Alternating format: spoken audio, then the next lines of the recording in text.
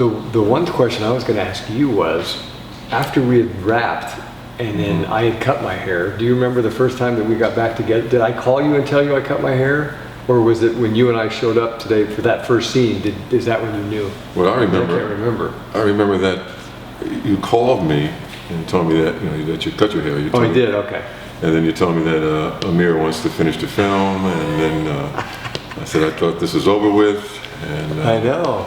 And he said, well, what do you think? So I started thinking about it, and he said, well, maybe we're professionals. We should wrap it up. So we both agreed to come back and wrap it up, and then Matt went out and bought the wig. And then it started. So I mean, see, that's what I remember when all the pickup shots that we shot with. Remember in his office, just shooting all the close-ups. But I remember that one day because he made us do the reverse. Do you remember doing in the restaurant?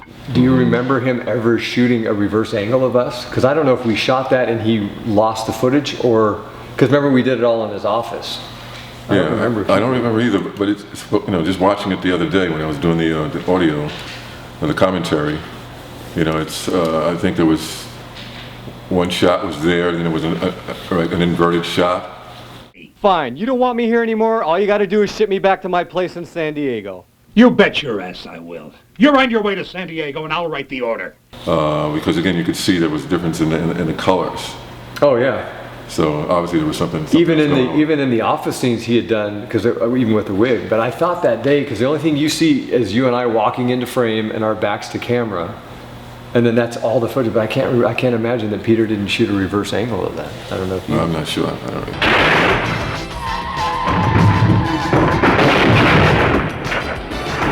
I know I think about it a lot about the fire scene. Oh man, I've talked about that too. Yeah, I mean.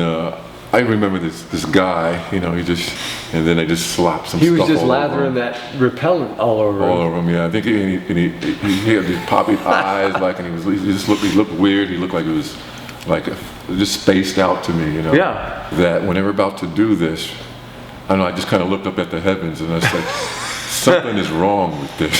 This didn't feel comfortable. It went beyond what we were accustomed to, his craziness of filming. But yeah, that guy almost had he didn't even care. Like he knew what he was doing, and I'm thinking the same thing as you. It's like, dude, what if this goes wrong? All right. It seemed like it didn't bother him at all. It didn't faze him at all. He just did it.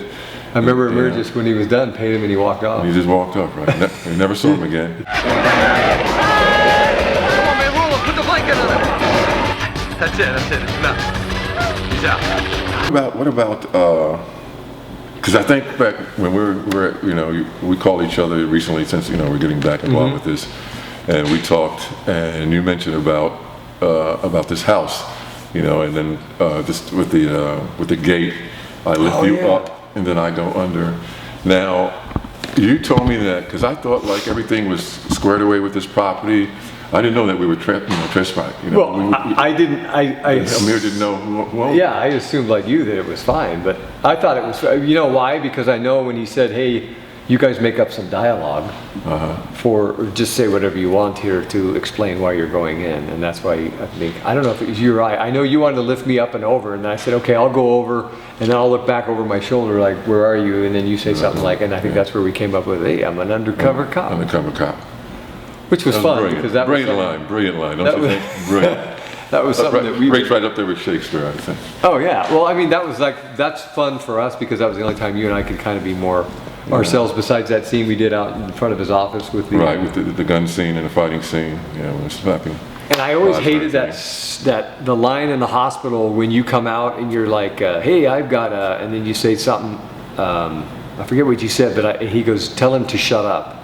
It just seemed a little harsh for, I don't know. It came across where I wouldn't normally say that to you. I'm like, oh, shut up. And it was like, ah. Well, how I took it though is because basically she was cutting you down. I was in the moment. Right, so, yeah. So I wasn't offended. Can you talk about memories of the food on set? What food? Did you eat a lot? I mean, you knew I always brought mine. What did you eat? Whatever he had that day. Whatever he had that day. But you noticed how it went down and down. Oh yeah, like it started when we first started. Everything was first location. Where we ate, where he had catering. I don't even remember. I remember the first scene of it because again, I spoke before about that. That's when I'm calling you to tell you that they're coming to get you. So we're in the house somewhere. I don't remember what we ate that day. I don't know. You know, But I know remember he used to have the big foil things of nice caters, and then it just got down to then it's just McDonald's diminished until it just went nowhere. We're eating air. I'll give you my opinion. How about that? I'll give you my opinion of Amir and what I thought of him. Like, because I was watching everybody and watching what was going on when I wasn't working, and there was times because he was very moody. There was times that he was really in a great mood, I guess, when things were going well, and then he was really in just deep down in the dumps when things weren't going well. But also I watched him and I could see that he was really under a lot of pressure, and he's no longer with us. And I just thought about that. Sometimes, you'd be holding his stomach, he'd be sweating, and it seemed like he was just overwhelmed. He did do that a lot. I remember he'd always hold his hand or something. Yeah. It was probably stress from... Yeah, I guess it was just a lot of stress. And I just thought, so like, after I heard that he had passed, I really wasn't surprised. Yeah, I can't remember when I heard that finally, but I was sad because I thought he was still alive. Yeah. I actually remember, and I never mentioned it, I did go see him. I think it was after I had come back out from my journey behind the walls, and I had went to his office over on Sepulveda. I don't know how I knew he was there. I don't know if I called him, but I had packed on more weight. It was probably 240, 245, and I could tell he was just looking at me like, this is not the man I remember as far as being in shape. But that's probably the last time that I saw him. Was there, yeah. That was it. I don't know. When we went to the AFM, the American Film Market, we didn't go at the same time because I think Krista was there the day I went. And also, it's funny, I ran into a guy I went to high school with.